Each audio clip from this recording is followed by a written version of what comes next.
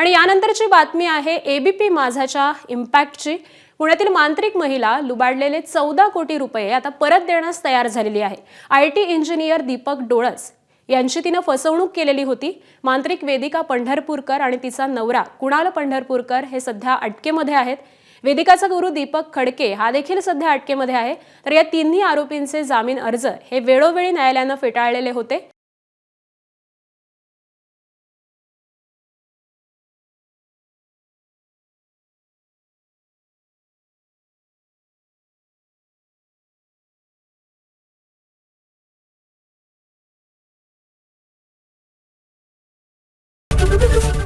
ABP माझा, उघडा डोळे बघा नीट।